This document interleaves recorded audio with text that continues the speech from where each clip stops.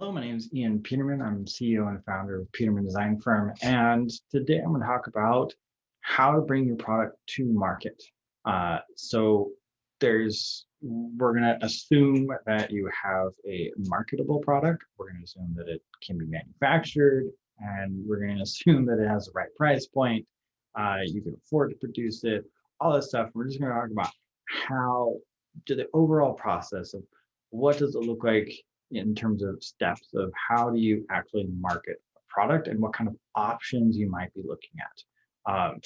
Now, if you're a big company, you can obviously put more money into it, or if you're infinitely wealthy, get investors, kind of opens doors into putting more money and be able to have it happen quicker. But I just want to high level talk about and answer the question, how do you bring a product to market? And the answer is there's a few different ways. One of the ways that I'd like to go over is this kind of groundswell roots movement kind of way, which is oftentimes achieved through getting your product into the hands of people who become brand advocates. So doing a grassroots campaign, it means interacting with people, doing pop-ups, really getting a community of people around you. And, obviously we can't always do in-person events. So, it can be through digital means as well. There's not really a limitation. It doesn't have to be physically. Proximity is not required in order to build a following. And so with that process, it's a lot of you make the product, you make prototypes or do short run or something like that, where you get a few of them and then you show people and you find people that really love it, really need your product, really it solves they're your core market, they're your core people, they become brand advocates.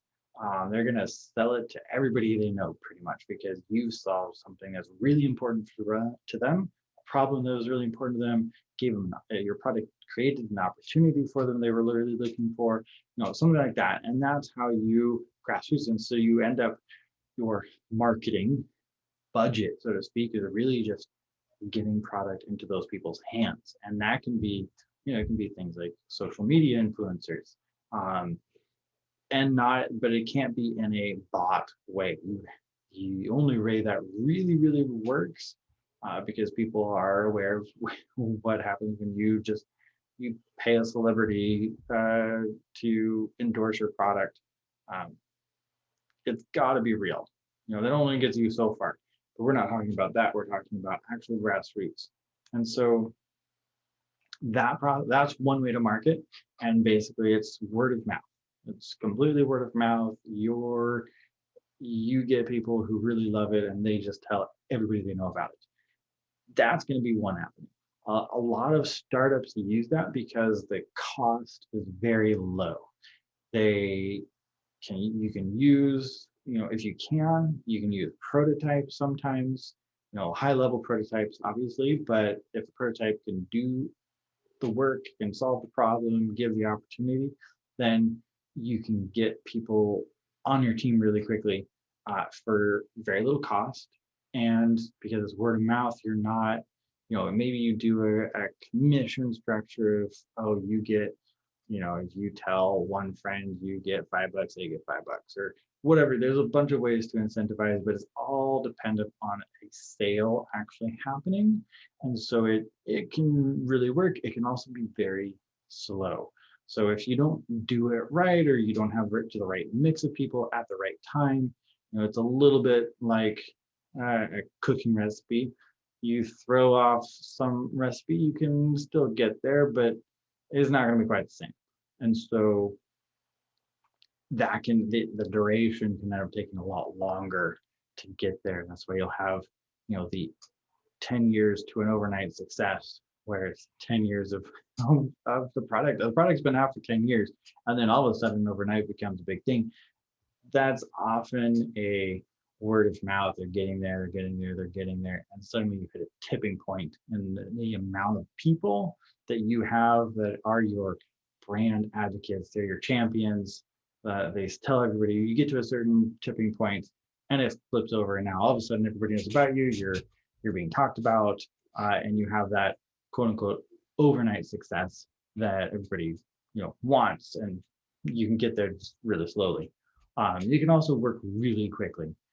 So it's something that products that are fads. So take fidget spinners, not quite dead as fad, but their hype is over. It's not the number one thing everywhere, everyone talking about. That those products became as very much a grassroots, not really advertising, just a lot of people started talking about it really quickly, and it spiked and it's tapered off. But that is that kind of same kind of marketing, and it happens unintentionally as well. So you could accidentally do this. Um, Obviously, putting intention into it and being conscious of it will make it work better. But it's also part of everybody's marketing. Everybody wants that because that's basically free marketing. Then if your go to market path in consumer products, especially, you have kind of two options. You can dive down into box stores and going on, getting sold by someone else. And in today's market, I would consider Amazon to be that, if you have it fulfilled by Amazon, because you're not shipping product to a customer at all. You're shipping product to one of Amazon's warehouses. You're shipping a product to one of, Walmart's warehouses. You're shipping it to Kroger warehouse, Target warehouse, right? You're shipping it to one, two, three, however many locations and warehouses that distributor wants, but you are not sending a product to a individual customer. And so that creates a distributor model. And Amazon can be one of those options. When you use Amazon on the other side, where you are fulfilling it, not Amazon, that's the same as direct consumer, is you're just using a platform. Some people use Amazon as the platform to direct consumer. Some people build their own website. Some people use Facebook and Instagram and a lot of other social media are creating their own way for you to sell directly inside of social media platforms. So you may not even have a real website. You may not be on Amazon. You may just have a Facebook store that you sell through. So the platform does not matter. It's like the argument between, not really argument, the debate between, do I use WordPress or do I use Shopify? It doesn't matter in terms of this conversation, because it's a platform that allows you to be direct consumer. And that means you individually, or you are paying a distribution company that doesn't have its own customers to send it out. And that's the key part. You could still have your product manufactured and shipped to a distributor. The difference between that, your distributor, and the distribution model through big warehouses and box stores and filled by Amazon, is that those people all have their own customers. Amazon has customers. Walmart has customers. Kroger has customers. Target has customers. Distribution companies don't have customers. They just do the work for you. They're a service provider where they take your product and they box it and they ship it out for you. And they, of course, charge a little fee. They store your product, all kinds of stuff. That model is still direct consumer, because at the end of the day, the customer doesn't know or care who's doing the fulfillment. All they know is they go to one of your website, your platform, and they purchase from you, all branded you, and it arrives at their door, and it isn't stuck with a Walmart packaging. It doesn't have, it's just direct from you. And so those two models, you can, the marketing process is vastly different in a lot of ways, but very similar in some. So depending on your model, if you're doing a box store, you're doing a distribution model where you are not doing direct consumer, then you may end up doing advertising anyway. So part of your agreement may be that you have to advertise and pay for advertising to send customers. And you may do it even if you're not required to. You may do it to ensure that enough people show up and buy, because if not enough people show up and buy from those people, they're not going to order any more of your product. And sometimes they'll make you take it back. They'll actually pull it from themselves and they'll make you take it back, and then you end up paying return fees, and you can end up losing money. So oftentimes people will, when they do that model, they will still build a website. They'll still talk about their product. They'll do other marketing efforts to drive people to whoever is actually selling the product. Direct consumer, it's a very, simplified. You're cutting out some middlemen. You are allowing it to be a direct relationship. You own the customer in terms of they talk to you, you talk to them. They aren't going to Walmart for a return. They're going to you for a return. They aren't going to Walmart for an issue with the product or a question. They're going straight to you and only you. And they're not going to Walmart's website. They're going to your website. They sign up for your newsletter, right? They aren't Walmart's customer. They're your customer, and they build a relationship with you.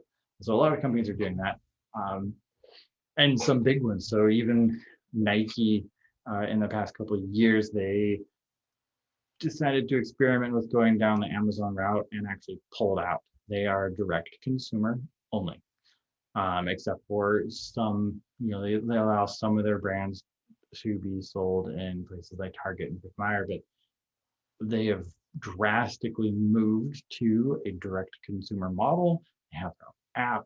They have products you can only get through their app. They really are moving in that way. So it's not just little companies, not just little startups. Big companies are going to this model because they can build a direct relationship with customers.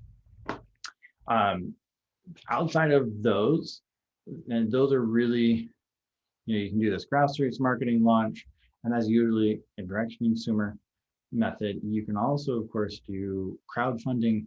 Crowdfunding is a great way to launch. It is, and I'm pretty sure I've said this before, I'll keep saying it until people understand it. Crowdfunding is a pre-sale platform. So it's still direct to consumer. It's still, you're building a relationship. You're using Kickstarter, Indiegogo, whatever platform you're using, you're still using it as a platform. And it is pre-sales.